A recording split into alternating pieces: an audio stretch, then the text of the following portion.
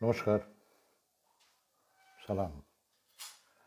আমি এই লাইভটা করছি একটা বিশেষ কারণে।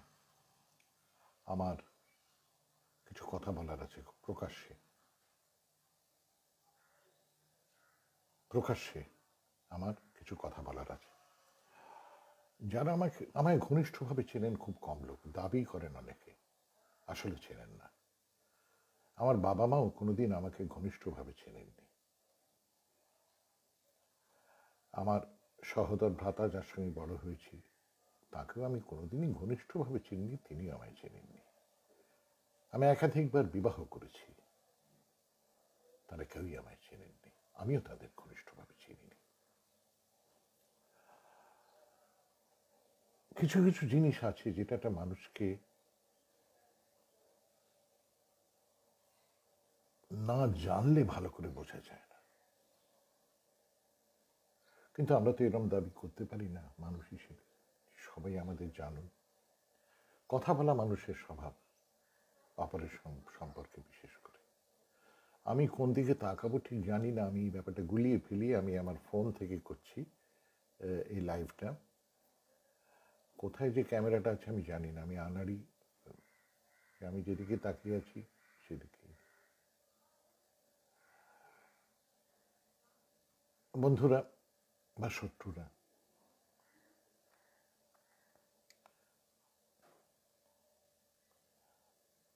আমি পলিটিক্সের লোক না, কিন্তু পলিটিক্যাল লোক। পলিটিক্সের লোক আমি না, কিন্তু পলিটিক্যাল লোক।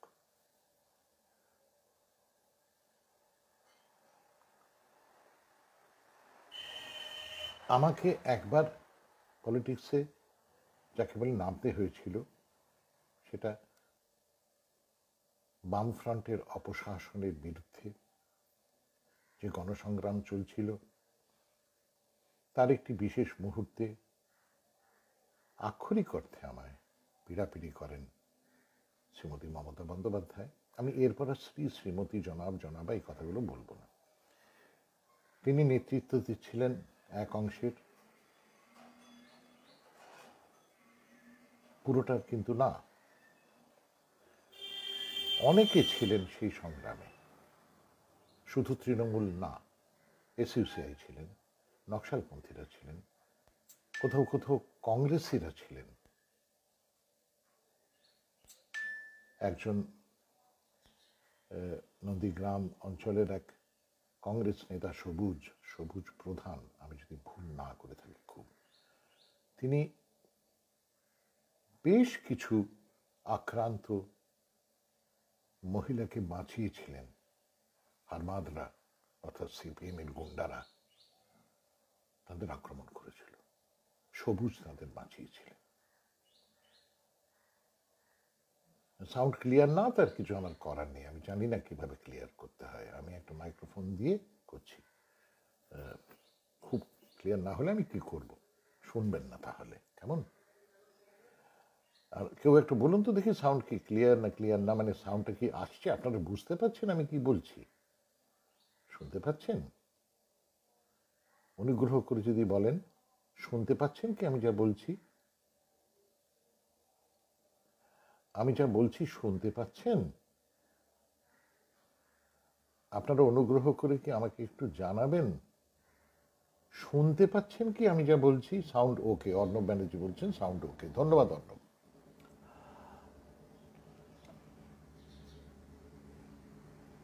ধন্যবাদ মেঘ ব্যানার্জি। সবুজ প্রধানকে আমি কোনোদিন ভুলব না। আরো হয়তো অনেকে ভুলে গেছেন। তিনি বেশ কিছু গ্রামবাসী মহিলার প্রাণ বাঁচিয়েছিলেন। তেমনি কি করে ভুলবো জনযুদ্ধর কাছ থেকে যে সাহায্য পাওয়া গিয়েছিল সেটাকে। এবারে কেউ বলবেন ওখানে মাওবাদীরা ছিলেন। হ্যাঁ, ছিলেনই তো, কেন থাকবেন না? ওটা কি করে বাপের সম্পত্তি নাকি? সিপিএম কি মনে করে লাল রংটা তাদের সম্পত্তি? হ্যাঁ, মাওবাদীরা ছিলেন। আমিই তো ধরুন মাওবাদী, কি করবেন? অ্যারেস্ট করবেন তো করুন,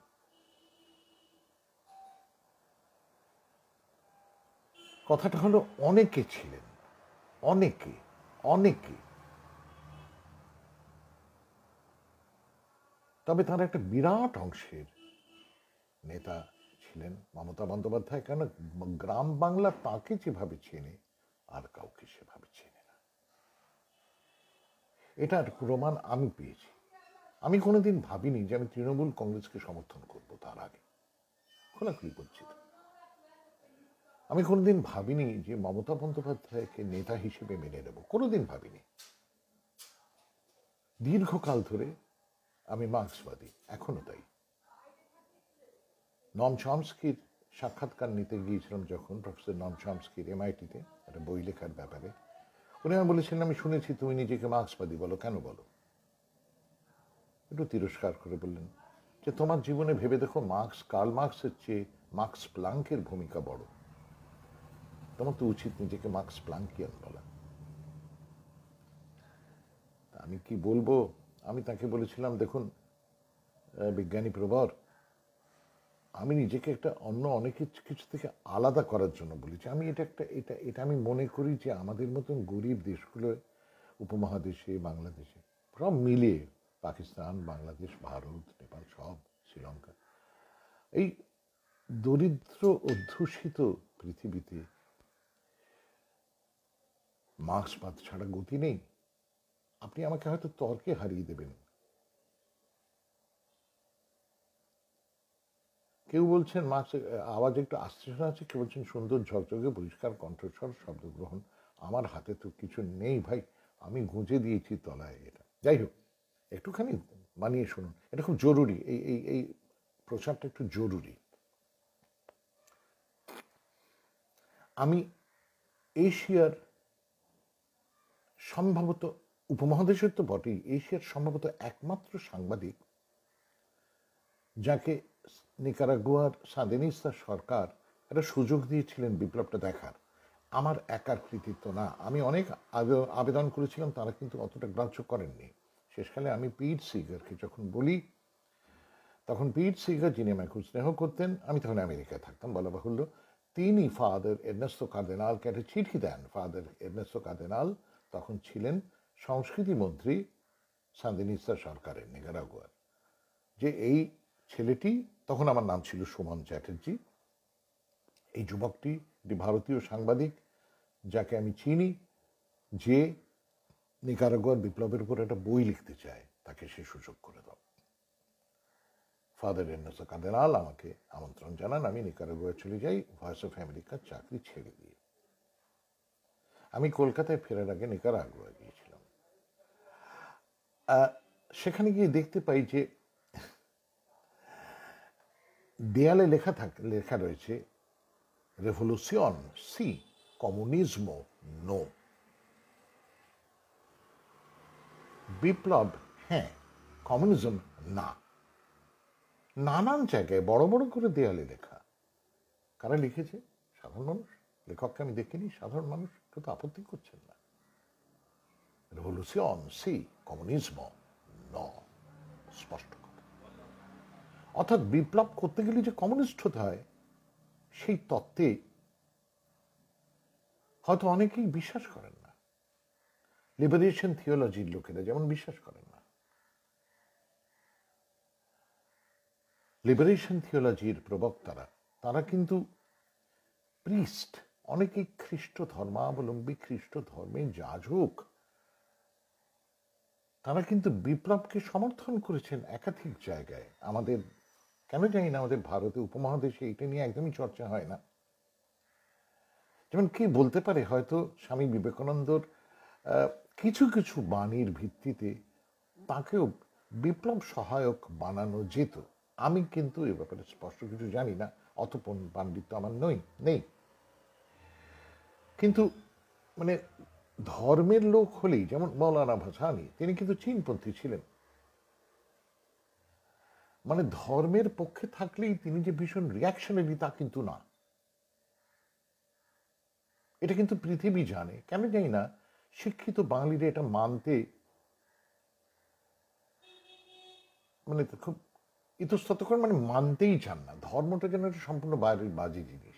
যাই হোক, আমি ধর্মের পক্ষে বলছি না, আমি শুধু এইটা বলছি যে ফাদার এরনেস্টো কার্দিনাল, এল পেদ্রো এরনেস্টো কার্দিনাল, তাকে লোকে ফাদারই বলতো, আমিও ফাদার কার্দিনাল বলেছি যখন দেখা হয়েছে। কোম্পানিয়েরও সে গেভারা, এবারে উচ্চারণটা আসুন শাহিন আমরা ঠিক করি, প্লিজ কিছু মনে করেন না, পাণ্ডিত্য ফেলাচ্ছি না, সাহায্য করছি, বড় মানুষ, ভাষাটা জানি আমরা। যে বাংলায় যখন গেভারা বলতে পারি, জি এর পর যদি ই থাকে, মানে ইংরেজিতে যেটা ই, তাহলে সেই জি এর উচ্চারণ হ হয়ে যায়। বুঝতে পেরেছেন?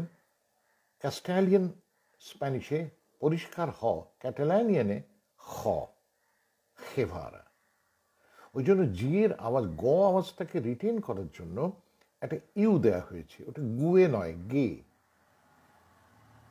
প্লিজ কিছু মনে করবেন না, আমি আমার এই 16ই মার্চ আমি 72 পূর্ণ করে 73-এ পড়ব।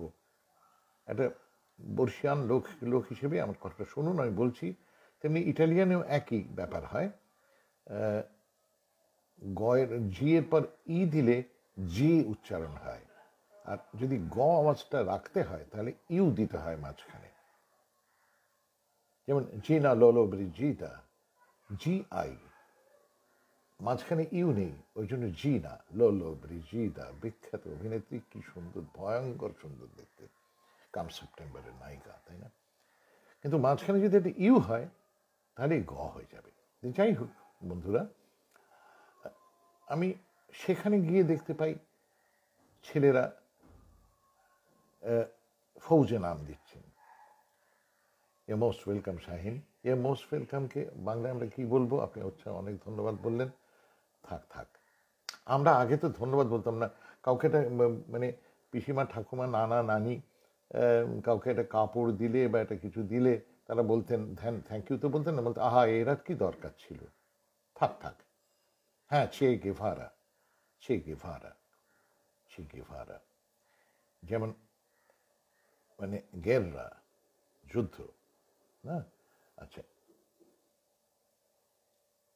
হ্যাঁ, আচ্ছা, এবারে আমরা পলিটিক্স থেকে একটু সরে আসি। আমি কতগুলো অভিজ্ঞতার কথা বলছি যা বাস্তব। আমি কিন্তু সেই মার্ক্সবাদীটাই থেকে গেছি, যদি আমার লেনিনবাদী, হ্যাঁ। এবারে এর আর না বেশি যাব না, বেশি এর ব্যাখ্যা করব না, একটু আমায় চিনে নিন। আমি বলছি যে আমি না ইউজ ডিপার বাই নাইট, এটাতে বিশ্বাস করি। হাইওয়েতে যাবার সময় আমার একটা ভ্যান, একটা লরি, তাতে কি মাল আছে আপনি তো অন্য দিক থেকে আসছেন, তো বুঝতে পারবেন না, কারণ আমারও হেডলাইট অন, আপনারও হেডলাইট অন। এবারে ইউজ ডিপার, একজন ডিপ করবে, ওইখান থেকে একজন আমাকে বলবে ডিপ করো, সে আলোয় তিনি সংকেত দেবেন, আমি তখন আমার হাই বিমটা নামিয়ে দেব। তলার বিম থাকবে ফলে রাস্তা দেখতে পাবো, হাই বিম থাকলো না, উনি ওর হাই বিমে আমায় দেখে নেবেন আমি কত বড়, কি মাল আছে, সেই মতো উনি গাড়ি চালাবেন। যে আমি আমার হাই বিম ডিপ করেছি। এখন আপনারা যদি আমার কথা বিশ্বাস না করেন, আমার কিছু বলার নেই, কিন্তু খুব জরুরি একটা যুগমুহূর্ত আজ, তাই বলছি। আবার বলছি, আমি একজন মার্ক্সবাদী, কিন্তু আমার মনোমতো দল কোনো দিন পাইনি। নকশালবাড়ির অভ্যুত্থানকে আমি কায়মনোবাক্যে খুব মেনেছিলাম, কিন্তু আমার বয়স তখন এত কম, আমার কথা কি শুনবে? এবার বলবেন যে নকশালরা কত কি করেছে, ওরকম হয়, বিপ্লব হলে ভায়োলেন্স হয়। মাও যেটা বলে গেছেন যে বিপ্লবটা ঠিক মানে মানে প্রবন্ধ লেখা না, কবিতা লেখা না, হ্যাঁ, কাব্যি করা না, কেমন ফেসবুকে, ওটা একটা ভায়োলেন্স হবে, আদারওয়াইজও ভায়োলেন্স হয়। স্টেট ভায়োলেন্স বন্ধ করার জন্য আইন করে, আবার রাষ্ট্র কিন্তু ভায়োলেন্স ঘটায়। এই একটা জটিল ব্যাপার, আমরা এতে নেই। তবে এইটুকু শুধু জেনে রাখুন যে আমার এখনো, আমায় যদি বলেন যে আপনি কোনো মতবাদে বিশ্বাস করেন, মানে রাষ্ট্রীয় রাষ্ট্রের ব্যাপারে মতবাদ, হ্যাঁ, আমি মনে করি মার্ক্সবাদ, লেনিনবাদ বা মার্ক্সবাদ হলো শ্রেয় পন্থা, সমাজতন্ত্র শ্রেয় পন্থা। এবারে যদি বলেন যে আপনি তাহলে কোনো সমাজতন্ত্রী দলের সদস্য নন, আমার পছন্দসই কোনো দল এখনো পাইনি। আচ্ছা, তৃণমূলের সদস্য কিন্তু আমি না। আমি কোনো দলেরই সদস্য ছিলাম না। আমায় যখন ভয়ঙ্কর পীড়াপিড়ি করলেন, হাতে পায়ে ধরলেন, গড়িয়ার বিরাট জনসভায় মমতা বন্দ্যোপাধ্যায় বলেছিলেন যে কবিরদা কিন্তু আমাদের মানে আমি হাতে পায়ে ধরেছি কবিরদাকে দাঁড়ানোর জন্য, তাই তার দিয়ে দাঁড়িয়েছেন। আমরা ভাই বোনে দাঁড়িয়েছি ভোটে। এখন ফলে যদি টিকিট পেতে হয়, আমাদের তখন ঠিক ছিল আমি হব সিভিল সোসাইটির ক্যান্ডিডেট। মনে রাখবেন, মহাশ্বেতা দেবী ছিলেন, কিন্তু জয় গোস্বামী ছিলেন। মহাশ্বেতা দেবী আজ নেই, জয় বলতে পারেন প্রফেসর সুজয় বোস, ডক্টর সুজয় বোস ছিলেন। একটা জোট ছিল, জোট। তারা কেউ কেউ কিন্তু বলতে পারতেন বা বলতে পারেন, যারা মারা গেছেন তারা করতে পারবেন, যারা বেঁচে আছেন বলতে পারেন যে কবির সমান কিন্তু ছিল সিভিল সোসাইটির ক্যান্ডিডেট তরুণ সান্যাল, তিনিও মারা গেছেন। অসামান্য একজন মানুষ, শিক্ষক এবং সংগ্রামী মানুষ। দেখুন, ফলে আমাকে সদস্যপদ নিতে হয়েছিল। যেদিন আমার এমপি মেয়াদ শেষ হয় সেদিন আমি সদস্যপদ ছেড়ে দিই। দলের সেক্রেটারিকে চিঠি দিয়ে আমি সদস্যপদ ছেড়ে দিই। আমি আর ভোটে দাঁড়াইনি। ফলে আমার কোনো দল নেই। তাই বলে যে আপনার মন কোন দিকে যায়? মন যেতে চায় মার্ক্সবাদীদের দিকে, জিয়ে উঠতে পারে না। সিপিএম এর বন্ধুরা রাগ করবেন না, তাদের সমর্থকরা। আমি না কোথাটা চাই আপনারাও জিতুন, অন্তত বিজেপিকে অন্তত বেশ কিছু আসনে আপনারা জিতুন, বিজেপিকে সাহায্য করবেন না।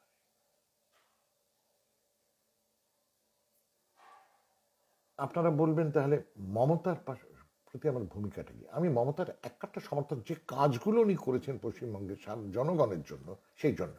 আবার বলছি, 13-14 বছর পাশ্চাত্যে থেকেছি। আমি অতি উন্নত দেশেও এরকম হাসপাতাল, যে বিশেষ ধরনের হাসপাতাল মমতা বন্দ্যোপাধ্যায় সরকার করেছেন, এরকম দেখিনি। বাংলাদেশের বন্ধুরা যদি চান একবার দেখে যান, বা এখানকার নিন্দুকেরা যারা মমতাকে কথায় কথায় চটি পিষি এসব বলেন, লজ্জা করেন, লজ্জাও নেই, লজ্জাও নেই। তারা তো অসুখ সারাতে গেলে তো এই হাসপাতালে যাবেন না, কি রে বাবা? হ্যাঁ, কিভাবে পশ্চিমবঙ্গ সরকার কোভিডের মোকাবেলা করলেন আপনারা তো জানেন। বলেন না কেন? এই বলেন না বলে আমি তৃণমূল, বুঝতে পেরেছেন? কেউ বলে না, কিন্তু বলতে পারে। যেমন আমি তো বলছি যে সিপিআইএম এর বিরুদ্ধে লড়াই করেছি, এখনো দরকার হলে করব। কিন্তু তারা কিন্তু তাদের প্রথম 7-8 বছরে বামফ্রন্ট সরকার অনেক কাজ করেছিলেন। জেলায় জেলায় শিক্ষার অগ্রগতি হয়েছিল, গ্রামে স্কুল খোলা হয়েছিল, কাজ করেছিলেন তারা, নিশ্চয়ই করেছিলেন। তারপর তারা কি করেছেন তারা সবচেয়ে ভালো জানেন, আর জানেন রাজ্যবাসীরা। দুঃখিত। মমতা বন্দ্যোপাধ্যায় একা যে কাজগুলো করেছেন, মানে আমি বলছি সরকারের তরফ থেকে, সরকার তারা যে কিভাবে কি কাজ করেছেন। দেখুন, এই দুর্দিনেও রেশন চলছে, কত কমটা, মানে কাজ হচ্ছে। সাইকেল পেয়েছে ছেলে মেয়েরা, একবার ভেবে দেখুন তো কতটা হেঁটে হেঁটে যেতে হতো। আমরা যারা মধ্যবিত্ত, এই যে আমি বসে আছি আমার বাবা মার ভিটেতে, আমায় এসব কিন্তু ভাবতে হয়নি। কিন্তু আমার গ্রামের মফস্বলের ছেলে মেয়েরা, তারা সাইকেলে করে করে স্কুলে যাচ্ছেন, স্কুল থেকে ফিরছেন। একবার ভেবে দেখুন। দেখুন, স্বাভাবিকভাবে আমি যদি আমার জনগণের প্রতি আমার দৃষ্টি থাকে, আমি তো স্বাভাবিকভাবে চাইবো মমতা বন্দ্যোপাধ্যায় জিতুন, না কি রে বাবা? আমি তো খুব স্বাভাবিকভাবে চাইবো। ছোট্টবেলা থেকে দেখে যাচ্ছি। কেন? কি দেখছি? যখনই রাস্তায় কিছু খাচ্ছি, 2 জোড়া 3 জোড়া চোখ জুল জুল করে আমার খাওয়া দেখছি। গঙ্গার ধারে, আমার তখন সবে চাকরিতে যোগ দিয়েছি, বেড়াতে যেতাম, একা একা হাঁটতাম। তা গঙ্গার ধারে একদিন ভেলপুরি খাচ্ছি, কোনদিন খাইনি, তাই ভেলপুরি কিনে খাচ্ছি, বুঝলেন, শাল পাতায় করে। একটা ছোট্ট ছেলে, এইটুকুনি, মানে 3 হাত লম্বা, এসে পাহাড় দেখার মতো করে আমায় দেখতে দেখতে ছেলেটি বললেন, ওই পাতাটা ফেলো না, আমি চাটবো, পাতাটা ফেলো না, আমি চাটবো। এই কথাগুলোই আমায় কমিউনিস্ট বানিয়ে দিয়েছে। আমি কোনো বই পড়তে হয়নি, বইপত্র পড়েছি পরে। কতটা খেতে পারি না, 4 জনের চোখ দেখছি। আজকে যদি বিজেপি সরকার দেশের সব মানুষকে খেতে দিতেন,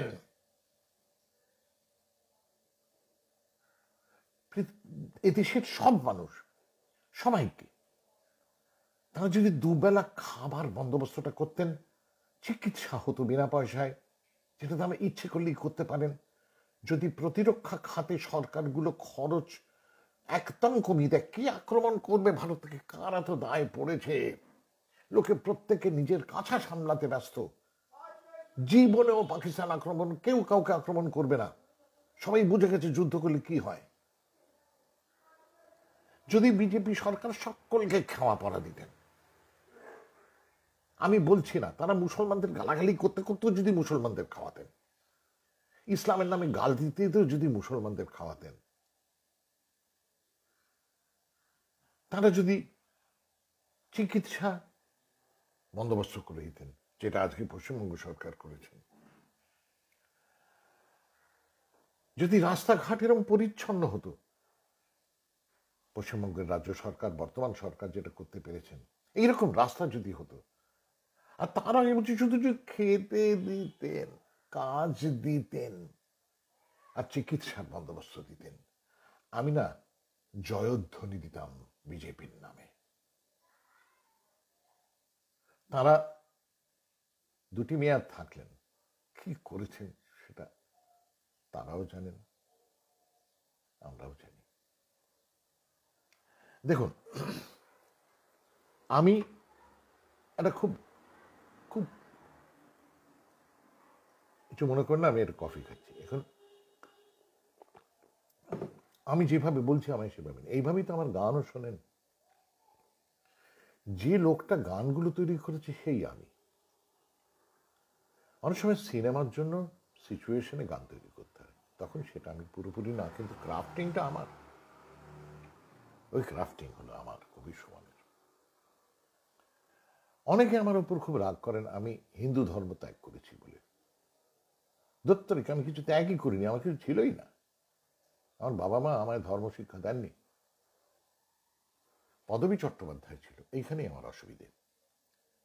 আমি কোর্টে গিয়ে, আমি তার আগে কোর্টের একজন এ ক্লাস, মানে একজন একদম ওপরের দিকের একজন ম্যাজিস্ট্রেটের কাছে গিয়ে বলছি আমি নাম পাল্টাতে চাই। কি নাম? আমি বললাম যে ধরুন সমান আকাশ, সমান পুকুর, সমান গরু, ভগবান যেন আর কি, সমান ফুল, সমান সমান দরবারি কাঁড়া, আমি জানি না, সমান ভৈরবী, সমান যোগ, রাগের নামে। দূর, সমান দা, উনি আমি দাদা বলছেন, সমান দা আমি আপনার গানের খুব ভক্ত, জানেন তো, অনেক দিন ধরে আপনার অনুষ্ঠানে যাই। দাদা আপনি একটা কাস্টে জন্মেছেন, একটা কাস্ট থাকতে হবে। আমি তো কাস্টে বিশ্বাস করি না, আমার বাবা মাও করেননি। বলছে তা বললে চলবে না, স্টেট করে। অদ্ভুত, স্টেট তো এরকম করে না। উনি বললেন না। এনিওয়ে, সো এবং মন থেকে শুধু চিরকাল কিছু মনে করবেন না, সংখ্যাগুরুদের মুখে মুসলমানদের নামে যে কিস্তি, নেড়ে, মশলা, কাটুয়া, এসব শুনে শুনে দত্তেরিক আমি মনে মনে মুসলমান, আমার বাবাও এরম ছিল। এবারে মুসলমানরা বলবেন এই তুই কেমন মুসলমান রে, আমি বলবো সাবধান সাবধান সাবধান। কোনো মুসলমানের অধিকার নেই আর একজন মুসলমান সম্পর্কে এইসব ধরনের প্রশ্ন করার। এই প্রশ্নগুলো করতে পারেন একমাত্র আল্লাহ তাআলা, খোদা করতে পারেন, কোনো মানুষ করতে পারেন না, কোনো মৌলানা, কোনো ইমাম, কোনো কাজী। জানতে চাইতে পারেন না, তার অধিকার নেই কবির সমান আদৌ নামাজ পড়ে কিনা, রোজা রাখে কিনা, অমুক তমুক পালন করে কিনা, অধিকার নেই। ইসলামের এটা একটা মস্ত বড় জায়গা। আমার জীবনে ঘটনা ঘটেছে। আমাকে একজন মৌলানা সাহেব একটা প্রকাশ্যে এরম বলেছিলেন, তাই আমি বলছিলাম মৌলানা সাহেব আপনি দেখছি আল্লাহ হয়ে গেছেন। আমি জানতাম না কোরআন শরীফে আপনার নামটা তো লেখা নেই যে আপনি খোদার সেক্রেটারি। ওইখানে আরো অনেকে ছিলেন, আরো অনেক মৌলানা সাহেবও ছিলেন। তারা সবাই হাসতে আরম্ভ করলেন। কারণ এই হাস্যকর কাজটা কতদিন করবেন? আপনার যদি ইসলামে মতি থাকে তাহলে আপনি সত্যিই জানতেন যে আরেকজন মুসলমানকে জিজ্ঞেস করতে নেই, আপনার সে অধিকার নেই। এটা তো আমি ভালো কিছু করলে আমায় পুরস্কার দেবেন কে? ওপরওয়ালা। খারাপ কিছু করলে শাস্তি দেবেন কে? ওপরওয়ালা। আপনি তো না, কোনো মসজিদও না। কোনো ইমাম কাজী কেউ না। এটা হলো স্ট্রেংথ ইসলামের, যে কারণে সবচেয়ে বেশি সংখ্যক মানুষ ইসলাম নেন। যে আমি জবাবদিহি করবো একটা তার কাছে, তোর কাছে না। কাজেই কোনো মুসলমান অনুগ্রহ করে, তিনি যদি সত্যি মুসলমান হন, এই প্রশ্ন করবেন না। আর যদি কেউ মুসলমান না হন কিন্তু প্রশ্ন করছেন, আমি বলবো বসে বসে বুড়ো আঙুল চুষুন। কেমন? মুসলিম বিদ্বেষীরা বা সুমন বিদ্বেষীরা বা কবির বিদ্বেষীরা বুড়ো আঙুল চুষুন আওয়াজ করে, ভাল লাগবে। এখন আমার একাধিক বন্ধু কিন্তু এখনো সিপিআইএম। আমার একজন শ্যামল চক্রবর্তী, আমার ভাল লাগতো, একসঙ্গে আমরা পার্লামেন্টে ছিলাম, উনি রাজ্যসভা আমি লোকসভা। তেমনি বংশগোপাল ছিলেন, মানে আমার সঙ্গে ছিলেন, উনি লোকসভায় ছিলেন। আমরা গল্প করতাম, আড্ডা মারতাম নীলোৎপলের সঙ্গে, আরও কত তপনের সঙ্গে, কত। তেমনি আমাদের আরও কেউ কেউ তাদের সকলে আমার সঙ্গে বন্ধুত্বের সম্পর্ক ছিল।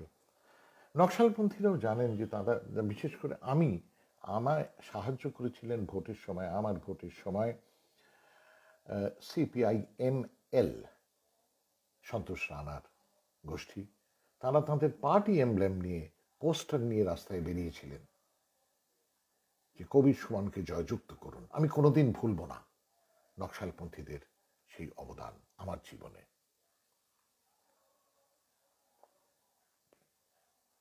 তারা কিন্তু তাদের পার্টির চিহ্ন নিয়ে, প্রতীক নিয়ে, স্লোগান দিয়ে রাস্তায় ছিলেন, দেয়ালে পোস্টার সেঁটেছিলেন, বাড়িতে বাড়িতে গিয়েছিলেন। তাদের পার্টির পক্ষ থেকে সিপিআইএমএল কবির সুমনকে জয়যুক্ত করুন, যিনি কিনা ঘাসফুল প্রতীকে দাঁড়িয়েছেন। আমি যখন প্রথম প্রচারে বেরোচ্ছি, তৃণমূলের কোনো ছেলে লাল হাটাও বলেছিলাম না, একদম বলবে না, কারণ এসইউসিআই লাল, তারাও কিন্তু আমাদের এই জোটে আছেন। এটা তৃণমূলের সম্পত্তি না, এটা একটা জোট। তৃণমূল, এসইউসিআই, কংগ্রেস একটা জোট। আমি সেই জোটের একজন, খবরদার আর কেউ বলেনি। আমার এলাকায় কেউ লাল হাটাও আর বলেনি। এটা আমি বলছি, আমার বলা দরকার, আমার বলতে ইচ্ছেও করছে। এসইউসিআই এর কাছ থেকে যে সমর্থন, যে সাহায্য পেয়েছি সেই সময় কোনোদিন ভুলবো না। কোন প্রত্যন্ত কোণে আমি গেছি প্রচার করতে, এসইউসিআই কিন্তু ঠিক হাজির। তারা কিন্তু তাদের পার্টি ফ্ল্যাগ নিয়ে একটা অটোরিকশায় করে কোথায় চলে গেছেন, হেঁটে হেঁটে, সাইকেলে করে। এসইউসিআই এর তুলনা নেই, এসইউসিআই দলের কিন্তু তুলনা নেই। এবং তাদের পার্টির যিনি জিতেছিলেন ভোটে, সম্মানীয় প্রাক্তন সাংসদ তরুণ মণ্ডল, তিনি আজ আমার বন্ধু, চিরকাল আমার বন্ধু থাকবেন। তিনি আমায় কমরেড বলেন, আমি তাকে কমরেড বলি। তিনি আমায় লাল সালাম দেন, আমিও তাকে লাল সালাম দিই। এসইউসিআই যে সাহায্য আমায় করেছিলেন তার তুলনাহীন। কাজে লাল হাটাও না, আমি নিজে লাল রাখো। এবার যদি বলেন তাহলে মমতা কি মনে করবেন, ঠিক জানি না। আমি কারোর মত নিয়ে আমার মতবাদ তৈরি করিনি, করবো না। মমতা বন্দ্যোপাধ্যায়, আমি চাই যে কাজ উনি করে গেলেন, এই কাজ আরো করুন, আরো করার সুযোগ পান, তাহলে আরো উপকার হবে সাধারণ মানুষের। আমি খুব সাধারণ মানুষের কথা বলছি, কিন্তু আবার সাধারণ যারা নন, আজকে রাস্তায় দুম করে বাথরুম যাওয়ার দরকার হলে কি করতো লোকে, এখানে ওখানে দাঁড়াতো। শুধু আমাদের এইখানেই 2টো পাবলিক টয়লেট হয়েছে, কতগুলো গণশৌচাগার হয়েছে, আপনি ভাবুন তো। এগুলো কিন্তু এই আমলে হয়েছে, এগুলো কি কোনো কাজ নয়? আমার মনে আছে সম্মানীয় প্রধানমন্ত্রী নরেন্দ্র মোদী একবার কলকাতায় ব্রিগেড প্যারেড গ্রাউন্ডে বক্তৃতা দিতে এসে বলেছিলেন যে বাংলা এত ভালো জায়গা, এত বাঙালিরা এত উন্নত সব দিকে, কিন্তু এখানে মেয়েদের বাথরুম নেই, খুব কম, বা থাকলেও খুব কম নেই। এটা না আমার মনে লেগেছিল, কথাটা ঠিক বলেছিলেন। আজকে দেখুন, আজকের কোথাও একটা লং ডিস্টেন্স ড্রাইভে যান, মানে বাসে করে, আমি বলছি রাজ্যের বাসে করে, পরিবহন ব্যবস্থায় বা রাষ্ট্রীয় পরিবহন ব্যবস্থার বাসে বা অন্য কোনো প্রাইভেট বেসরকারি পরিবহন সংস্থার বাসে করে যান।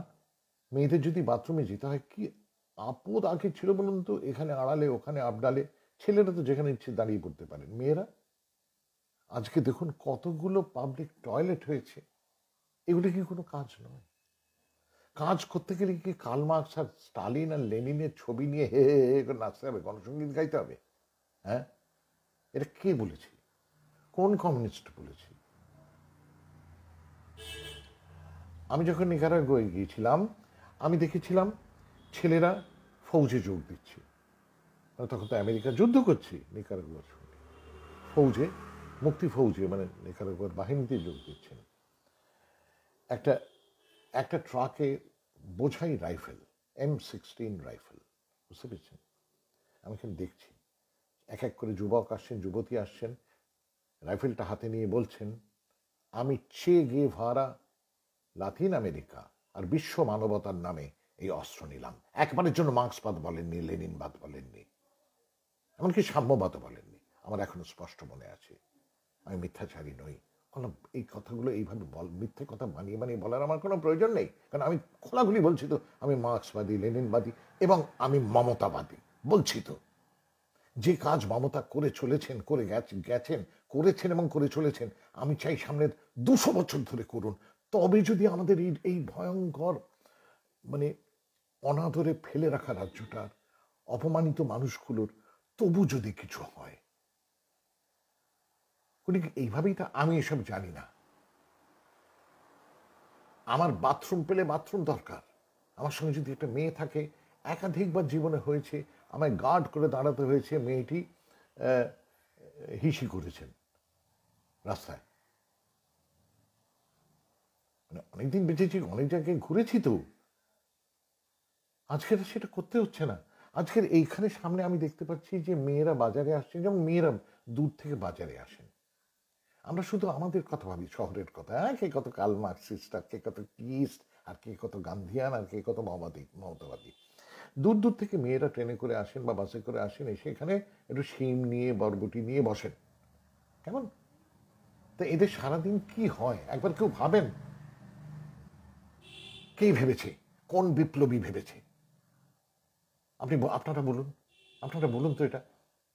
বামফ্রন্ট সরকার ভেবেছিলেন? আমার কিন্তু বামফ্রন্ট সরকারে একাধিক বন্ধু ছিলেন, এখনো কেউ কেউ আমার বন্ধু। নেপালদের ভট্টাচার্য এখনো আমার বন্ধু। তখন তো ভাবেননি একটা বিশেষ বয়স সীমার মধ্যে মেয়েদের প্রতি মাসে কিছুদিন কি অবস্থায় কাটাতে হয়। আমরা ভাবি, কজন পুরুষ ভাবে, কজন ভদ্রমহিলা ভাবেন?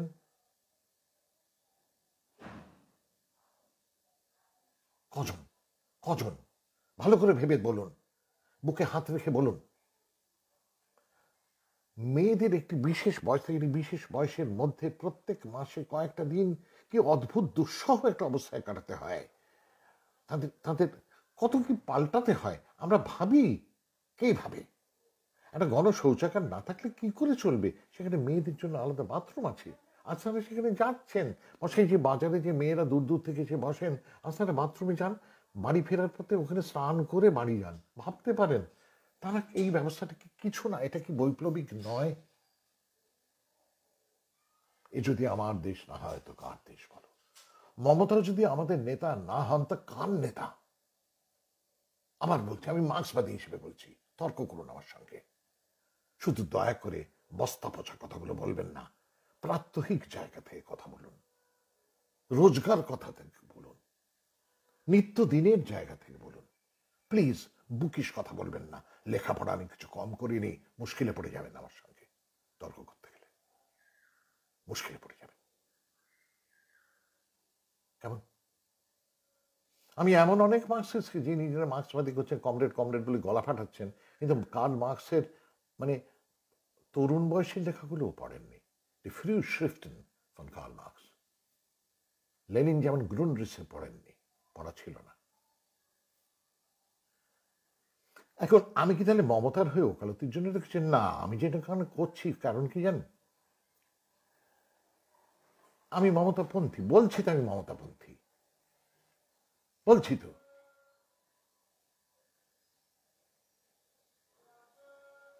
এমনি এমনি না। আমার সঙ্গে ওর মতবিরোধ কিন্তু কিছু কম হয়নি, আপনারা যে ভাবতেও পারছেন না। প্রকাশ্যে মতবিরোধ হয়েছে, উনি প্রকাশ্যে অবস্থান নিয়েছেন আমার বিরুদ্ধে, কিন্তু আজও আমি ওর পক্ষে। জার্মান ভাষায় একটা ভার্ব আছে, ক্রিয়াপদ আছে, sich mit etwas auseinandersetzen।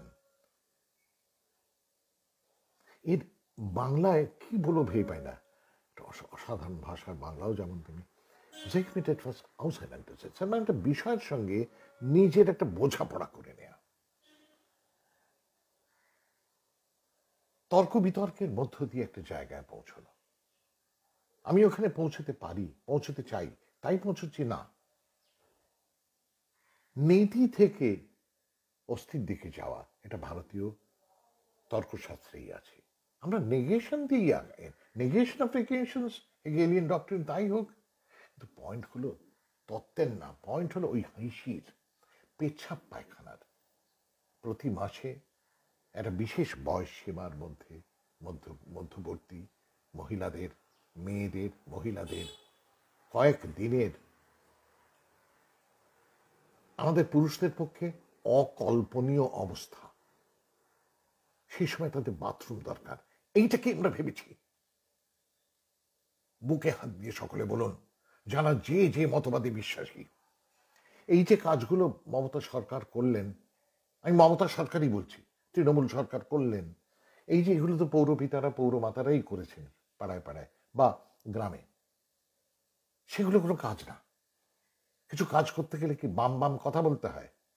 Comrade লেনিনের ডাকে চলে শান্তি সে না তাল করে গুলি চালায়। এটা কি মানে একটু ডাউন টু আর্থ হয়ে চিন্তা করলেই তো হয়। দেখুন,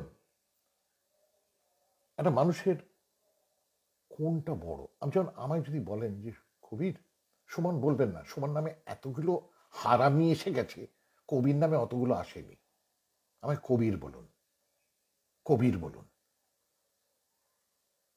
কবির, তুমি হঠাৎ আজকে এলে কেন? অনেকদিন তো তুমি ছিল না। তোমার পোস্টও তো এখন দেখি মার্লন ব্রান্ডো বা অড্রে হেপবার্নের ছবি, জ্যাক নিকলসন। ভাল লাগে না বলে আমি বাংলা খেয়াল নিয়ে আসি, ভালো আছি এবং এইভাবেই থাকবো, এইভাবেই মরব। আজ আমাকে আমার এক ঘনিষ্ঠ মানুষ জানলেন, সুমন সেনগুপ্ত নামে একটা লোক খুব ভালো ভালো কথা লিখেছে। হঠাৎ খুব ভালো ভালো কথা, এটা করা উচিত, সেটা করা উচিত। এই প্রাণীটা যেদিন মোহাম্মদ জিম নওয়াজ, আমাদের আদরের অ্যাক্টিভিস্ট, আর আমি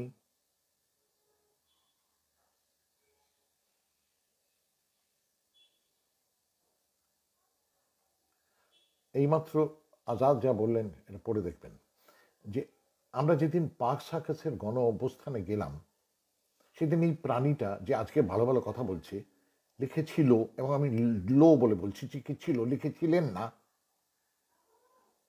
দালালি করতে যাচ্ছেন জানি, আমার নাম করে, বুঝতে পেরেছেন? আমার সামনে যদি একটু বলতো, ওর মুখটা না অন্য হয়ে যেত। তবে এই সব কারণে, এবং ইনি নাকি লিবারেশনের লোক। আমি এই আমার উক্তির মধ্য দিয়ে আমি আহ্বান করছি সিপিআইএম এর লিবারেশনকে, তারা একটা পজিশন নিন, দরকার হলে আমার বিরুদ্ধে। তিনি নাকি লিবারেশনের লোক। যারা কেউ কেউ আমার গান কেউরে থাকেন, লজ্জা করে না? আমি তো তৃণমূল, ঘাসফুল, ঘেঁষো, তিনু। হ্যাঁ, আমি এক গর্বিত মুসলমান এবং গর্বিত মমতাপন্থী। লেখ এরম গান, বানা, শুধু কৃষক অভ্যুত্থানের পর একটা বানা, এমন একটা বানা যেটা গাইতে ইচ্ছে করবে, বানা, ক্ষমতা দেখা নে।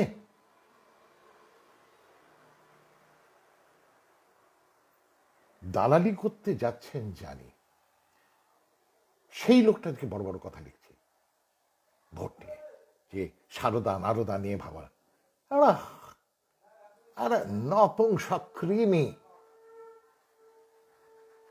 আত্মমর্যাদাটা আমার কাছে অনেক কিছু চেয়ে বড়। প্রতি মুহূর্তে অপমান করে এই রাজনীতির লোকগুলো মানুষকে। করবে না কেন?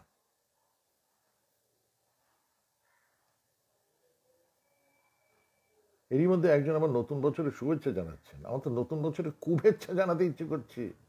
ও মারিয়াদি, বুঝতে পেরেছেন? এই জন্য এটা করছি। এই যদি হয়, মানে এরা তো বিজেপির চেয়েও খারাপ। দেখুন, বিজেপির কিন্তু একটা স্টেডি ব্যাপার আছে। বিজেপি যা বিজেপি তাই, বিজেপি যা বিজেপি তাই।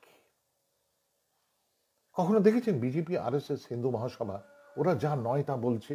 কোনোদিন না। কারণ মন রেখে একবার না। খেয়াল করুন, আমরা বলতে বাধ্য যে বিজেপি আরএসএস হিন্দু মহাসভা এরা, বা ধরুন জামাতে ইসলাম ইত্যাদি, যাদের আমি একেবারেই পছন্দ করি না, মানে ধর্মটাকে নিয়ে যারা রাজনীতি করে আমার তাদের পোষায় না। পোষাবে না, সোজা কথা। করতেই পারে না, আমাদের ব্যাপারে আমি নেই। হ্যাঁ, মনীষা লিখেছিল কবি সুমন আন্দোলন ভাঙতে গেছেন। মনীষা লিখছেন এই মালটা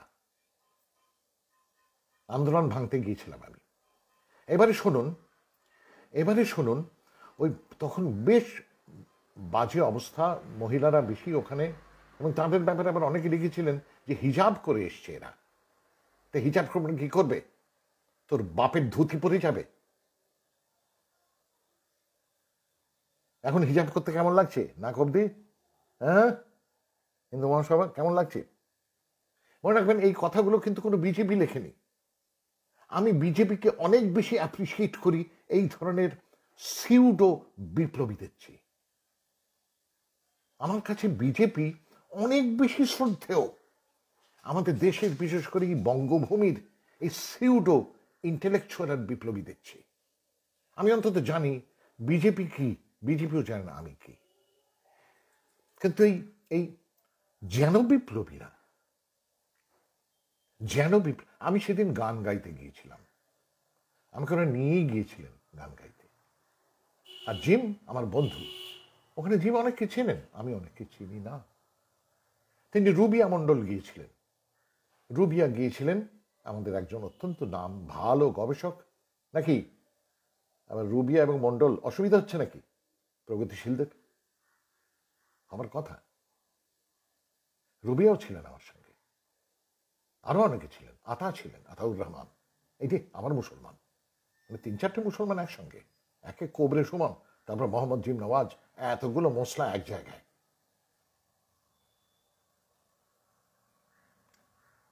সিপিআইএম এর লিবারেশনের সঙ্গে অনেক দিনের সম্পর্ক। যারা এখন বাচ্চা ছেলে মেয়েদের জানে গাল টিপলে দুধ বেরোয়, সেটাও বেরোয় না, দুধও ভালো করে খাননি, খেয়েছেন পিটুলি গোলা জল।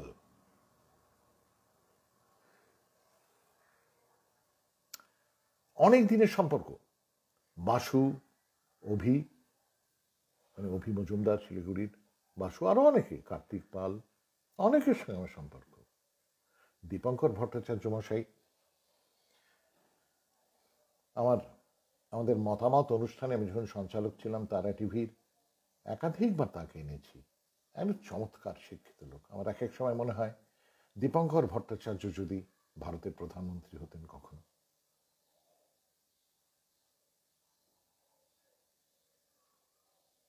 উনি যদি কখনো ভারতের একটা বড় পদে থাকতেন, ওরকম একটা শিক্ষিত, মার্জিত মানুষ এবং অভিজ্ঞ, সাহসী, বোধভাষীওয়ালা, ডাউন টু আর্থ মানুষ, উনি যদি ভারতের নেতা হতেন, কোনোদিন কি হবেন? কোন দেবতার পায়ে অর্ঘ্য দেব এই ইচ্ছেটা পূরণের জন্য? সিপিআইএম এর লিবারেশনের সঙ্গে আমার খুবই সুসম্পর্ক ছিল। এখনো কুসম্পর্ক আছে এটা আমি জানতাম না। কিছু বছর আগে, আমি তখন এমপি, নরেন্দ্র মোদী মহাশয়, সম্মানীয় প্রধানমন্ত্রী, তিনি কলকাতায় আসাতে অনেকে তার বিরুদ্ধে বা একদল ছেলে মেয়ে তার বিরুদ্ধে প্রতিবাদ করেন, বিক্ষোভ করেন, তারা অ্যারেস্টেড হন, স্বাভাবিক হবেনি। এই পুলিশের কাজই হলো প্রধানমন্ত্রীর সামনে দৌড়ে দাঁড়িয়ে যদি আমি স্লোগান দিই, তাকে অ্যারেস্ট করবে। আমি হলে আমাকে, এইভাবেই তো হয়ে থাকে পৃথিবীটা, নাকি? ওটা কোনো আলাদা ব্যাপার না। এবং অ্যারেস্টেড হবার পর তারা সবাই বিপ্লবী, তারা তো লিবারেশনের লোকও ছিলেন। কেউ কেউ আমার নামে গালাগাল না করে ভাত খান না, নকশালপন্থী। আমাকে ফোন করে বললেন জেঠু, কে বলছেন জেঠু, কে বলছেন কাকু, কে বলছেন দাদা, আমাদের পুলিশ ধরেছে, আপনি কিছু একটা করুন। তখন কিন্তু তৃণমূলের এমপিকে, কখন কিন্তু লাল এমপি ছিল তো কলকাতায়, তাদের তো কেউ কিছু বলেননি। সিপিএম এর এমপি তো ছিলেন এপাশে ওপাশে, বা বিধায়ক ছিলেন, সিপিএমের নেতা ছিলেন, কোনো নকশাল নেতা, তারা তো কেউ কিছু বলেননি। তখন আমাকে, তখন জেঠু, কাকু, দাদা, জামাইবাবু, ও ছোট পিসি, ও ছোট পিসে, ও ফুপা, ও খালু, তখন আমি তৃণমূলের এমপি। আমি বিকেলের দিকে শেষকালে গেলাম, কেন ওখানে আমার চেনা ছেলে, এমনি জয়রাজ ছেলেটি ছিল, বাবা পরে কি গালাল করেছে আমার, ওর দলটা আমার নামে, বিরাট বিপ্লবী তো। আমি গেলুম, তো ওখানে একজন আমার সঙ্গে পুলিশ অফিসাররা দেখা করলেন না। কেন করবেন? আমি তো সাধারণ এমপি, তারপর তৃণমূলের, তার উপরে আমি আবার এই দল। এবারে একজন আইপিএস অফিসার খুব ভদ্র দেখা করলেন। বললাম যে এদের ধরেছেন, বললেন যে উপায় তো নেই স্যার, কারণ আমাদের ধরতেই হবে, কারণ বুঝতেই পারছেন প্রধানমন্ত্রী, এখন কখন ছাড়বেন? বলে উনি চলে যাওয়ার পরেই ছেড়ে দেবো। এখন কোনো ভারী মামলা দেবেন না? না না না, দেব না। হ্যাঁ, আমি তৃণমূলের এমপি, বুঝলেন, নকশালপন্থীরা জেনে রাখুন। আমি গিয়েছিলাম, আপনাদের কোনো বিপ্লবী যায়নি, কিন্তু মমতাকে যেটা পিসি চটি বলেন, তারা গিয়েছিলেন, তাদের কাছে বলেছিলেন আপনাদের চটি কাকুদের, পিসি দাদাদের, নাকি? তখন অসুবিধা হচ্ছিল কোনো একটা জায়গায়, যে তার সেই তিনুটাকে বল ঘেসো, পরে আমরা দেব ওকে। এই তো আপনারা বিচার বিচার বিচার। আমি গিয়ে ওদের জিজ্ঞেস করছিলাম, ভাবলাম খাওয়া দাওয়া হয়েছে? আপনি একটা কাজ করুন, আপনি একটু কথা বলুন। আমাকে উনি ধরিয়ে দিলেন। আমি ফোনে একজনকে, আমার চেনা ছিল, বললাম খেয়েছো? বলে হ্যাঁ। কি খেলে? বলে রুটি, কলা, ডিম। বাহ, তো প্রচুর খেয়েছো, আমি খাইনি অত। তারা বললো যে কাকু আমাকে, বা দাদা কি যেন বললো, বা নাকি কি বলেছে, খালু, বা আমি মনে নেই কাকি বললো, ফুপা না, আমি জানি না কি, কমরেড বলেনি অন্তত কেউ, কেন ওই তৃণমূল কংগ্রেস, কমরেড না। আমাকে বলা যায় আমাদের বাঁচান, কমরেড বলা যায় না।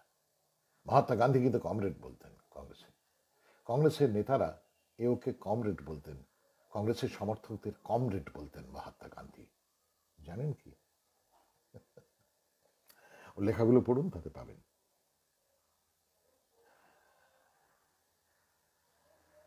আমি বললাম তোমরা ভেবো না, দেখো ওরা তাদের দায়িত্ব, তোমরা তোমাদের দায়িত্ব পালন করেছো, বিক্ষোভ দেখিয়েছো, এবার বিক্ষোভ দেখালে তো কিছু ছোটোখাটো শাস্তি পেতেই হবে। প্রধানমন্ত্রীকে বিক্ষোভ দেখিয়েছো, রাজ্য পুলিশ যদি তোমাদের অ্যারেস্ট না করেন, তাহলে লোকে কি বলবে, তাই না? এটা কি পৃথিবী, এটাই পলিটিক্স, এটাই। দেখুন না, যথাসময় তোমাদের ছেড়ে দেবেন। তারপর ঘন্টাখানেক বসে ভদ্রলোকের সঙ্গে কথাবার্তা বলে আমি ছেলে মেয়েদের দু একজনের সঙ্গে কথা হলো, তাদের আশ্বস্ত করে আমি বাড়ি চলে এলাম। তারা কিন্তু তার জন্য আমি কোনদিন ধন্যবাদ জানাইনি, বরং তার পরের দিন থেকে আমি গালাগালি করেছেন। এই টিকটিকির বাচ্চাগুলো আবার করে কি, আমার গান গায়, বেসুর বেমাক্কা, কি খারাপ গায়, তখন লজ্জা করে না। তখন মনে হয় না যে তৃণমূলের এক্স এমপি কবি সুমন মমতাপন্থী, কট্টর মমতাবাদী, তার লেখা গান, তার সুর করা গান গাইছি, তখন মনে হয় না, তখন কিচ্ছু মনে হয় না। আমি আন্দোলন ভাঙতে গিয়েছিলাম, কে জানে সুমন সেনগুপ্ত, কে বলেছে ওকে? ও লিবারেশন পার্টি। আমি তো জানতে চাই, এটা হতে পারে না। আর যে এক ধাপ থেকে, আচ্ছা বাই দ্য ওয়ে, ওইখানে ওদের আচ্ছাদন ছিল না, অস্থায়ী টয়লেটের দরকার ছিল, জল দরকার ছিল। কে দিয়েছে ওটা? কোন লিবারেশন, কোন নকশালপন্থী দল, কোন সিপিএম, কোন কে দিয়েছে? কোন কংগ্রেস, কোন বিজেপি? ও বিজেপির বিরোধী তো হচ্ছে। কে দিয়েছে? সেদিন পার্ক সার্কাসে এই ব্যবস্থাগুলো কে করে দিয়েছিলেন তার দু একদিনের মধ্যে? হ্যাঁ, সিপিআইএম এর লিবারেশন, আর সিপিআইএমএল, আর সিপিআইএম, আর ভগবান জানেন আর কে কে কে করেছিলেন? মেয়েদের জন্য মেয়েদের টয়লেটের ব্যবস্থা কে করেছিলেন? ছেলেদের টয়লেটের ব্যবস্থা কে করেছিলেন? জলের ব্যবস্থা কে করেছিলেন? আচ্ছাদনের ব্যবস্থা কে করেছিলেন? লজ্জা করছে একবারে মমতা বন্দ্যোপাধ্যায়ের নামটা মুখে আনতে পারেন না? হ্যাঁ,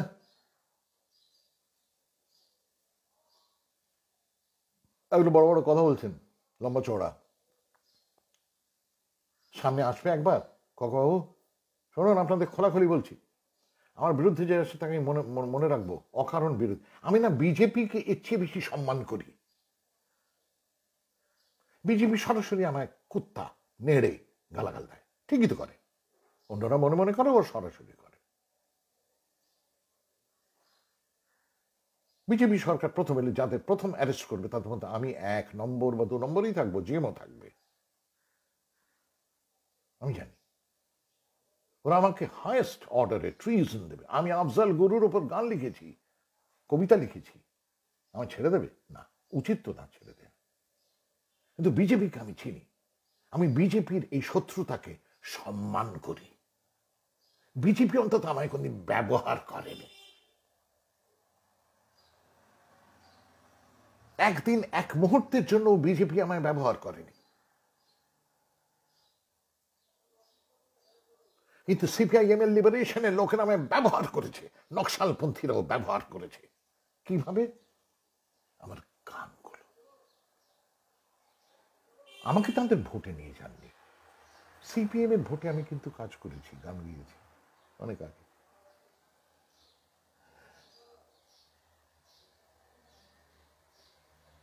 বিজেপি কিন্তু আমার গান, আমি শুনেছি বিজেপি নাকি আমার গানের কথা পাল্টাটা নিজেদের গান বেশ করেছেন, বেশ করেছেন।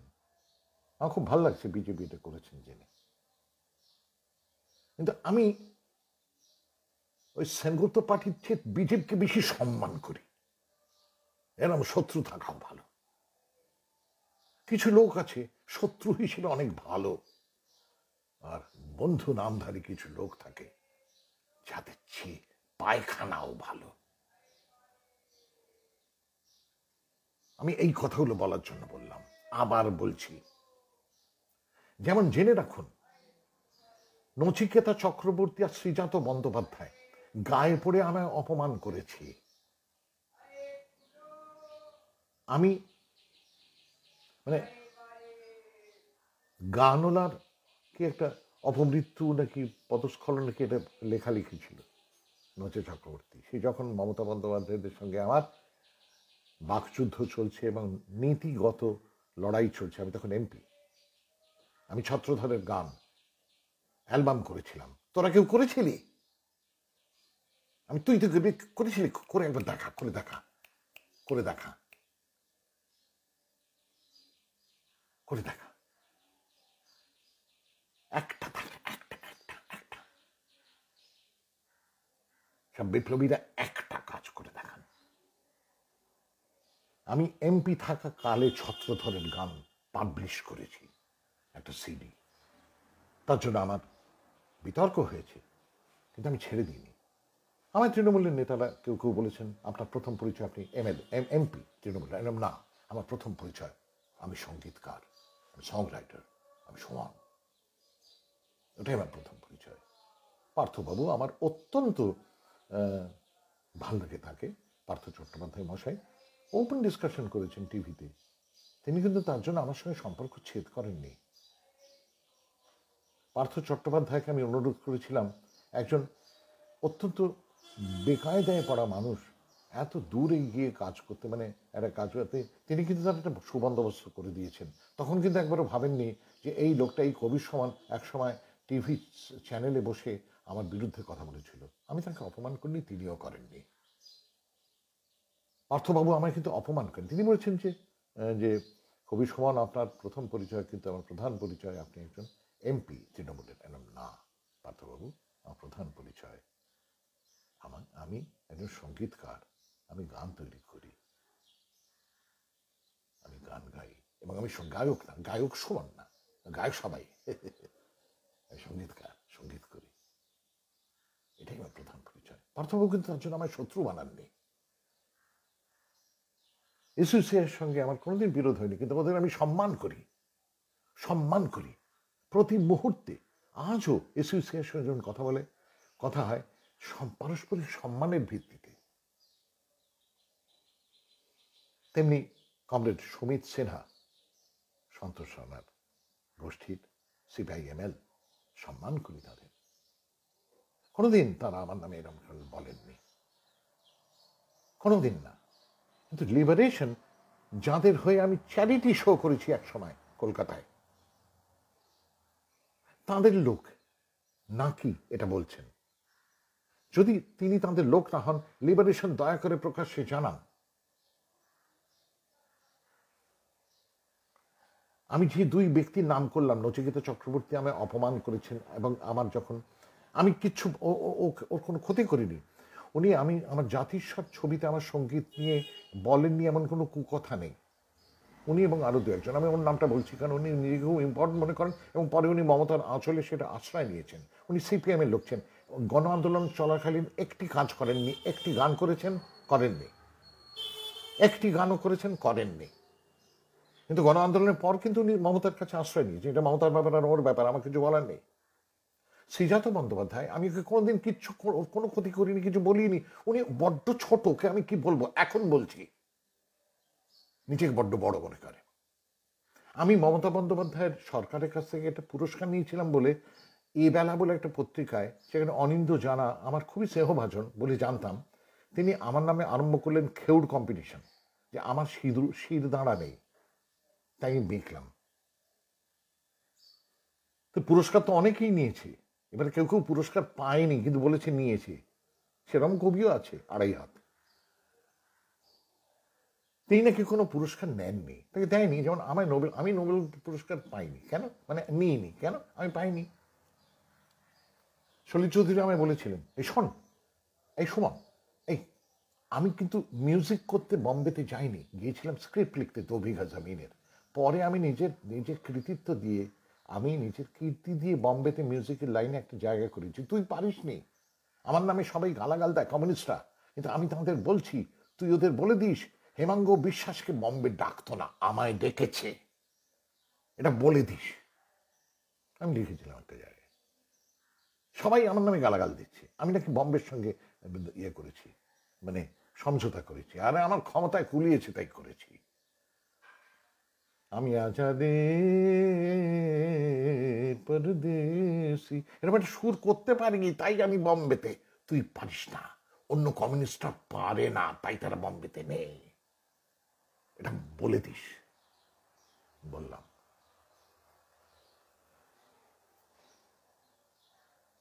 আমাকে শ্রীজাত বন্দ্যোপাধ্যায় আবার সিদ্ধান্ত, তাই নিয়ে আবার ছড়া কাটলেন। আমি কিন্তু ওর কোনো ক্ষতি করিনি। এই দুটোকে যদি আমি সামনে পাই, থুতু দেব মুখে। কেস করবেন, করুন, বলছি তো, মামলা করুন, আমি কোর্টে দাঁড়িয়ে এটা বলবো।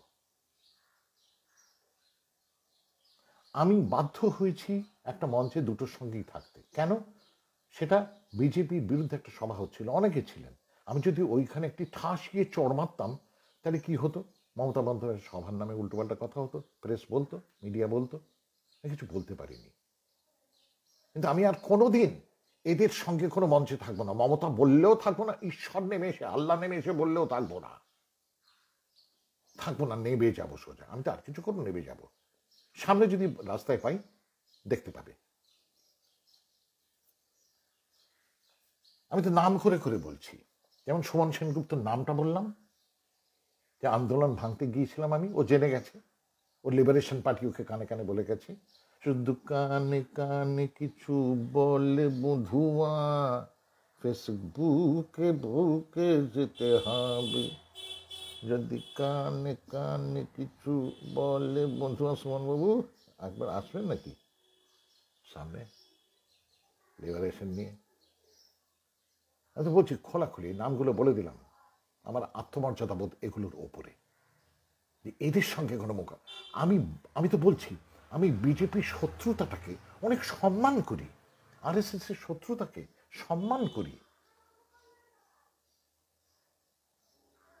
এদের সঙ্গে আমায় মঞ্চে দাঁড়াতে হবে? পারবো না। তাহলে কি হবে জানি না।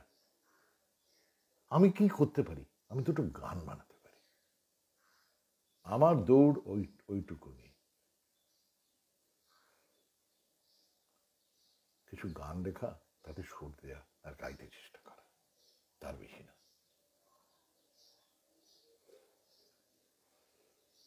আমি এই কথাটা আমাকে আজকের আমার একজন অতি ঘনিষ্ঠ মানুষ বললেন যে এইসব ভালো ভালো কথা লিখেছে, তখন আমি বললাম যে আমায় এটা বলতেই হবে, না তো আমি না শান্তি পাবো না। আমি সব বিকেলে রেয়াজ করতে পারি। আমি সারা সকালে একটা ব্যাপারে খুব চিন্তিত ছিলাম।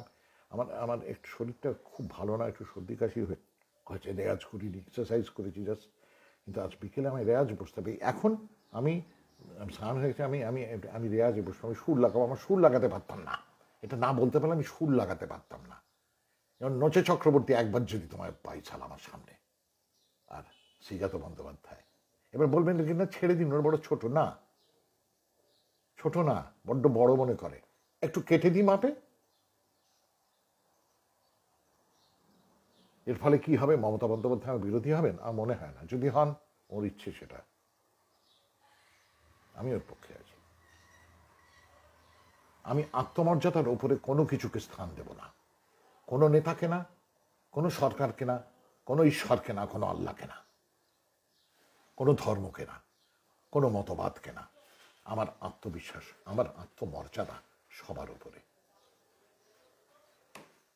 এই কথাগুলো বলার জন্য যে এই লোকটা আমার নামে এই বলেছিল যে আন্দোলন ভাঙতে গেছে, আমি ওখানে বসে বসে গান গেয়েছিলাম। আমার সঙ্গে গলা মিলিয়েছিলেন মৌসুমী ভৌমিক ছিলেন, উনি এসে গান গেয়েছিলেন।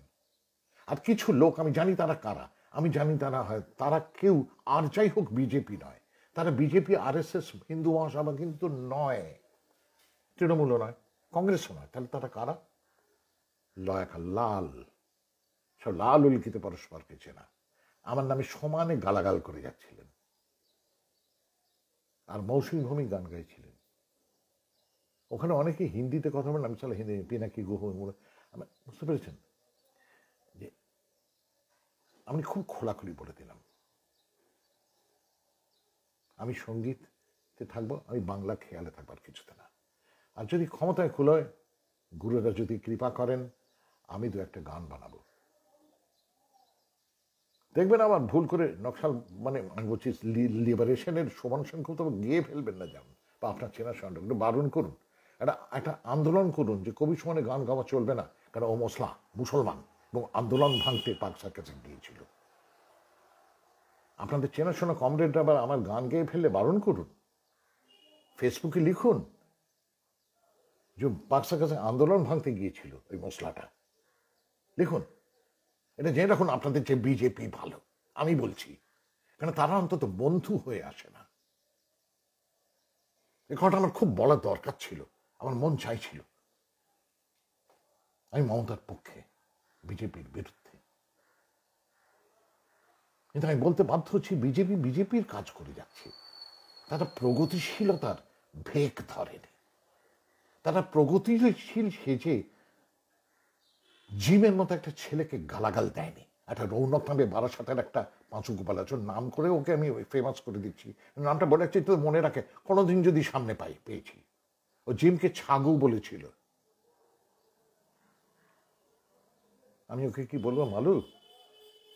না, আমরা মুসলমানরা বলি না। I am proud to be a Muslim and proud to be a supporter of Mamata Bandyopadhyay.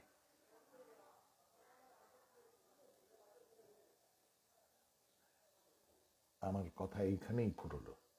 এটা না বললে আমি আজ সন্ধ্যাবেলা সুর লাগাতে পারতাম না। 21শে ফেব্রুয়ারি একটা বাংলা খেয়ালের অনুষ্ঠান হবে, এই সুযোগে বলে দিই। উদ্যোক্তার নাম আমি ভুলে গেছি, একটা ওই আমার বলা একটা প্রোমো ওরা চালাবেন, বাংলা খেয়াল। এই যে বাংলা খেয়াল, এটা এটা মমতা বন্দ্যোপাধ্যায় না থাকলে এই জায়গায় আসতোই না। এবার যদি বলেন, কেউ বলেন যে একটা কে যেন লিখেছিল, আচ্ছা সমান সমান এত উনি কি শুধু বাংলা খেয়ালের জন্য মমতার সমর্থক? তাই ধরে নিন, যেটা আপনার সুবিধা হবে। সে তো বটেই, উনি বাংলার মানুষের জন্য যা করেছেন সেটা যথেষ্ট হলো না। আমায় আমার আমার বান্ধব বোধহয় মনীষাই বোধহয় সে বলছিলেন, তা আচ্ছা এত পেলো বাংলার লোকেরা, তারা মমতাকে ভোট দেবে না? এরা মনীষা, আমি বোধহয় মনীষা মনীষা তুমি বলতে পারো, এরা মনীষা সেই মোল্লা নাসিরুদ্দিনের গল্পটা মনে রাখো।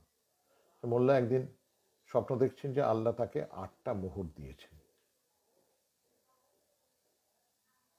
হ্যাঁ,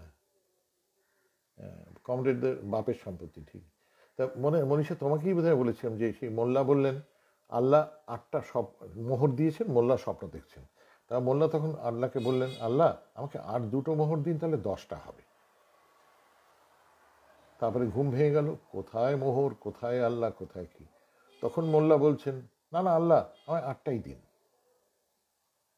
মমতা 8টা না, 20টা মোহর দিয়েছেন বাংলার সাধারণ মানুষদের। এক অসামান্য নাগরিক অধিকার সংগ্রামী নবদা, আমরা নবদা বলি, তিনি অনেকদিন আগে মতামতের একটা অনুষ্ঠানে আমাকে বলেছেন যে কবির,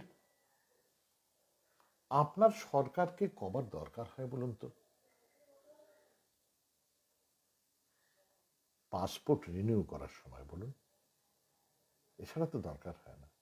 কিন্তু যাদের দরকার হয় তাদের জন্য কি সরকার আছেন? নবদা এটা বলেছিলেন না তুমি? বড় সুন্দর বলেছিলেন।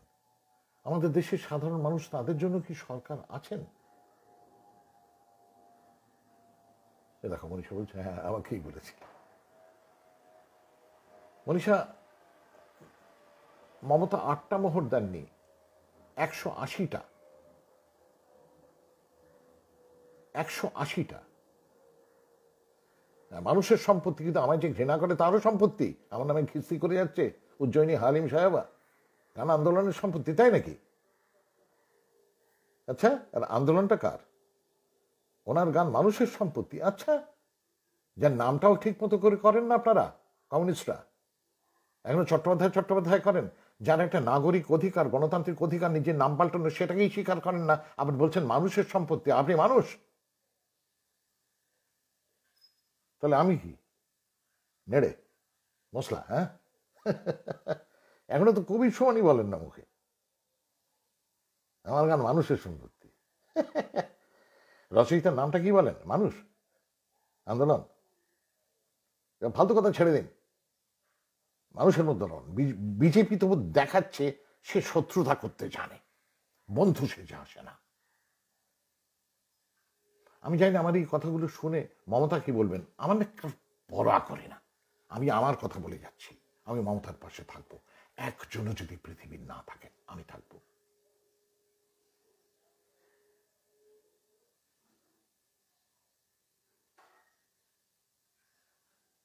ঠিক, যাকে সারাক্ষণ দুবেলা গালাগাল দেয়, তার গান কোট ছাড়া নাম ব্যবহার করতে, ঠিকই নাম ছাড়া ব্যবহার করতে লজ্জা করে না?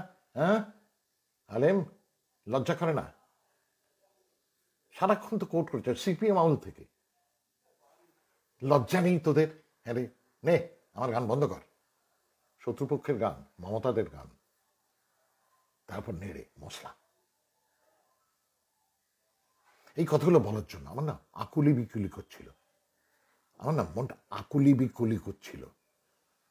সেই সুমন সেনগুপ্ত লোকটা, মানে বুঝতে পেরেছেন আমি আমার প্রথম নামটা কেন সালা বাদ দিয়েছি? যতগুলো সালা পোকা সব এখন সুমন হয়ে গেছে। আমার বাবা মা যখন এই নামটা রেখেছিল, আমার নাম মানে তখন সুমন নাম ছিল একজনের মতে, ওটাকে আমি পদবি করে দিয়েছি, যাতে আমার বাবা মা ওই নামটা দিয়েছিলেন। আমার নাম কবির, যেমন কেসিএস ক্লে, যেমন মোহাম্মদ আলী। আমি এই কারণে বললাম, আমি না হয়তো আমার গলা ভেঙে গেল খানিকটা চেঁচামেচি করতে গিয়ে। I am sorry, I didn't intend to yell at you my friends or force. কিন্তু আমি বিদায় নেবার আগে এটাই বলে যাই যে যে যাকে পছন্দ তাকে ভোট দেবেন না। যদি বিজেপিকে হারাতে হয় মমতা বন্দ্যোপাধ্যায়কে ভোট দিন। সিপিএমরা প্লিজ হাল ছেড়ে দেবেন না, আপনারা আবার সংগঠন করুন, আবার দাঁড়ান। প্লিজ প্লিজ আপনারা বিজেপিকে ভোট দেবেন না। মমতার উপর আপনি যে যত রাগই থাক রাস্তাঘাটে ঘুরুন, দেখুন না রাজ্যটা কোন রূপ নিয়েছে। হাসপাতালে তো আপনারাও যাচ্ছেন, আপনাদের বাড়ির লোক বা আপনাদের বাড়িতে যারা কাজ করেন তারা হাসপাতালে যান না? তারা কোথায় যান? হ্যাঁ, তারা কোথায় যান? ওই আলিপুরের সব ভালো ভালো হসপিটালে? তারা কোথায় যান? বেলভিউতে কোথায় যান ভাই? একটু ভেবে দেখুন। আবার বলছি, সামনে যুদ্ধ, সামনে যুদ্ধ, সেই যুদ্ধটা লড়তে হবে। বিজেপিকে হারাতে গেলে এক জোট হয়ে হারাতে হবে। আমি বলবো মমতাকে ভোট দিন, কিন্তু একই সঙ্গে আমি বলবো সিপিএম যারা সত্যি সত্যি অন্তর থেকে সিপিএম করেন তারা সিপিএম করুন, সংগঠন করুন, বিজেপিতে ভোট দিতে বলবেন না। সিপিএমকে যারা সমর্থন করেন সিপিএমকে ভোট দিন। আমি আর কিছু বলছি না। শুধু ওই লিবারেশনের নামে, হ্যাঁ,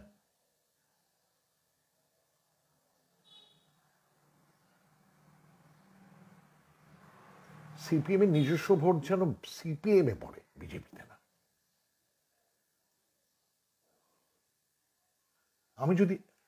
আমি যদি দেখতাম যে বিজেপির বিরুদ্ধে সিপিএম সবচেয়ে বড় দল, সবচেয়ে পাওয়ারফুল দল, মানে মমতা সরকারের জায়গায় যদি সিপিএম সরকার থাকতেন এবং এই পরিমাণ জোর থাকতো, আমি সিপিএমকে সমর্থন করতাম। আমি Marxist, the end should determine the means. ঠিক শোনেন, সিপিএম এর ভোট যেন সিপিএমেই পড়ে। প্লিজ প্লিজ প্লিজ হাল ছেড়ে দেবেন না, প্লিজ সংগঠন করুন। দেখুন, পৃথিবী দুনিয়া পরিবর্তনশীল, কোনো সরকারই চিরস্থায়ী হয় না। মমতা সরকারও পাল্টাবেন, বাধ্য। আমরা সব মরে যাই রে ভাই, আমরা সবাই মরে যাই। লার্জের ইউনিটি হোক, কিন্তু সেক্টারিয়ান কথা তো উঠবে, খুব মুশকিল হচ্ছে। আপনি আচ্ছা, আমি না আর বলছি না, আর বললে এমন কথা হবে যেটা আমি সামলাতে পারবো না, কারণ আমি পলিটিক্সের লোক না, আমি পলিটিক্যাল লোক। আমি বিজেপিকে হারাতে চাই ভোটে, যত রকমভাবে সম্ভব হারাতে চাই। এবং আমি মমতাপন্থী, আমার ভোট আমি মমতাকে দেবো। আমি স্বাভাবিকভাবে চাইব লোকে মমতাকে ভোট দিক, এই কাজগুলো যাতে হতে পারে, আরো আরো যাতে হতে পারে কাজগুলো। আমি আর কিছু চাই না। কোথায় কে চুরি করছে, বাটপাটি করছে আমি জানি না।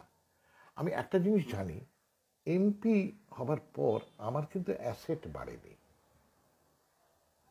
অন্য সব পার্টিরই কিন্তু বাড়ে। কি করে বাড়ে জিজ্ঞেস করুন না, সব পার্টির। কার কার কি গাড়ি আছে একটু দেখবেন। আমার এখনো গাড়ি নেই, দেবেন একটা। একটা ফ্ল্যাট করেছিলাম অনেক দিন আগে, তো ওটা ওই আমার একটা ডিভোর্সেই চলে গেছে। ভাগ্যিস আরো দু তিনটে বানাইনি, তাহলে সেগুলো ডিভোর্সেই যেত। আমি একবার আমেরিকার এক বিখ্যাত নোবেল লরিয়েট লেখককে ইন্টারভিউ করেছিলাম, নট চমস্কি, না না না, তিনি সাহিত্যিক। তো তিনি নোবেল পেয়েছিলেন এবং ডিভোর্স, তার ডিভোর্স কেসে পুরো নোবেলের টাকাটা চলে গিয়েছিল। আমি নাম বলছি না, মারাও গেছেন। তা সেইবারে অনেক টাকা হয়েছিল। নোবেলের টাকা কিন্তু সবসময় এক থাকে না, শুনেছি। বোধহয় ওগুলো বিভিন্ন শেয়ারের ওপর নির্ভর করে। তা আমি ওর ইন্টারভিউ করতে গিয়েছিলাম, তো উনি খুব স্নেহশীল, আমি তো ছেলের বয়সী, তার তো ছেলের চেয়েও ছোটো। তা ওকে বললাম যে স্যার আপনি নোবেল পেয়েছিলেন। উনি না দুষ্টুমি একটা মুচকি হেসে চোখ টিপে বললেন, আমি জানি এর পরের প্রশ্নটা কী হবে। স্যার না না না, go head with your questions young man. আমি বললাম যে স্যার শুনেছি পুরো টাকাটাই চলে গেছে। উনি মানে উনি he burst out in a laughter, আর হাসতে হাসতে উনি বললেন যে, young man, if you only knew, আমি আমার মাথা কেটে দিতে রাজি ছিলাম ওর হাত থেকে নিস্তার পেতে। I would have love to chop my own head off to get rid of her. So I had one, মানে একটা টাকা, একটা একটা বাড়ি কিনেছিলাম, ফ্ল্যাট লেক গার্ডসের ওখানে, ওটা ওনাকে দিয়ে দিয়েছি। আমি মাথা কেটে দিতাম ওর হাত থেকে রেহাই পাওয়ার জন্য।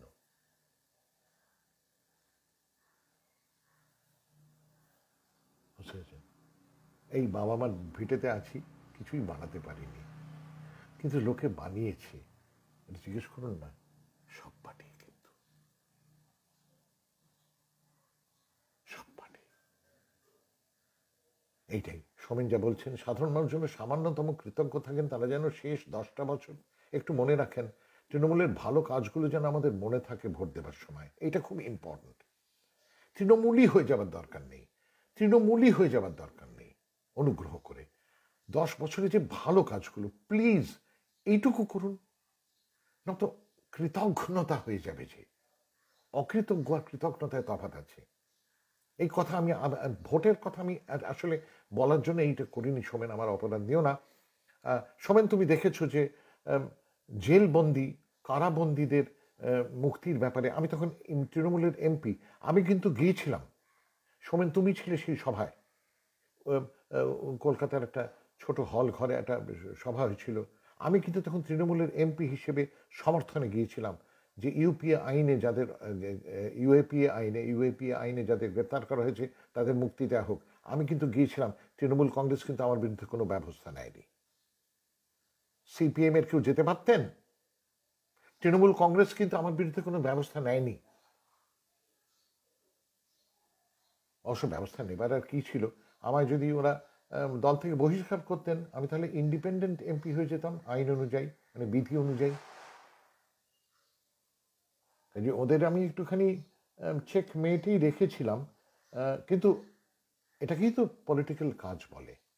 হ্যাঁ, আমি ইউএপিএ আইনের বিরোধী, এবং তাতে যারা আটক ছিলেন আমি তাদের মুক্তির জন্য আমি সওয়াল করতে সেই হল ঘরে গিয়েছিলাম। এটা কি লোকের মনে আছে? অনেক নকশাল ছিলেন, নকশালপন্থীরা মনে আছে আপনাদের? আমি তো তৃণমূলের এমপি হিসেবে গিয়েছিলাম। সোমেন বলছেন হ্যাঁ আমি ছিলাম, আমি দেখেছি সুমনদা। আমি বলছি না যে তৃণমূল কংগ্রেস খুব ভালো। কোন দল ভালো? কোন দল? কোমাট গান্ধী এক সময়, যিনি মাওবাদী ছিলেন, এখন তিনি কি বাদে আমি ঠিক জানি না, অসামান্য একজন মানুষ, অসামান্য অসামান্য। চার্টার্ড অ্যাকাউন্টেন্সি পরীক্ষায় তিনি 1 নম্বর হয়েছিলেন। কোমাট গান্ধী বলেছিলেন দেশের আর্থ সামাজিক অবস্থা অপরিবর্তিত রেখে এমন কোনো সরকার আনা সম্ভব নয় যে সরকার জনগণকে সম্মান করবে। বন্ধুরা, এই কথাটা আমি আর একবার বলছি, ভীষণ জরুরি কথা। দেশের আর্থ সামাজিক ব্যবস্থা অপরিবর্তিত রেখে এমন কোনো সরকারকে ভোট দিয়ে আনা সম্ভব নয় যে সরকার জনগণকে সম্মান করবেন। কোন সরকার জনগণকে সম্মান করেন না। কিন্তু এই গত 10 বছরে জনগণের জীবনটা আরেকটু সহনীয় করে তোলার লক্ষ্যে যে কাজ তৃণমূল সরকার করেছেন মমতা বন্দ্যোপাধ্যায়ের নেতৃত্বে, সেটাকে আমরা ভুলে যাব?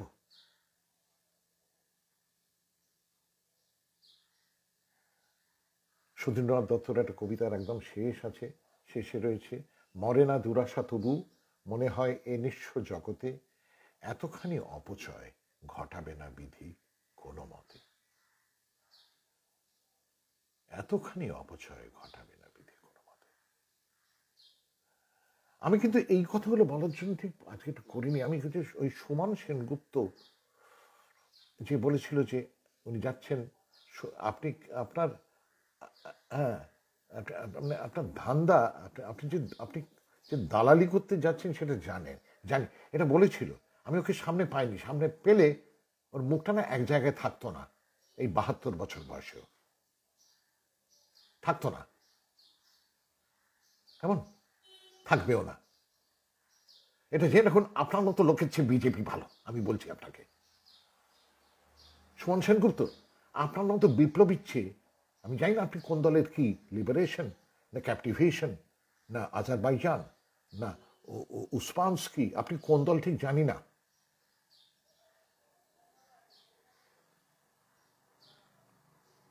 আপনার মতো লোকের চেয়ে RSS ভালো সমান সেনগুপ্ত।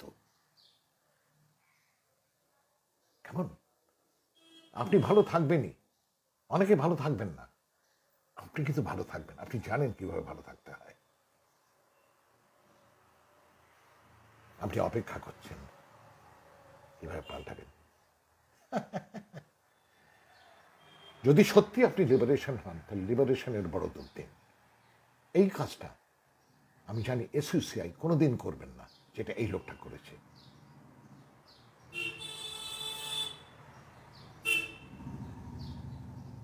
সবাই ভালো থাকবেন না, যারা ভালো থাকার যোগ্য তারা থাকুন, যারা ভালো থাকার যোগ্য নন তারা থাকবেন না। আমি বিদায় নিচ্ছি। Bye bye.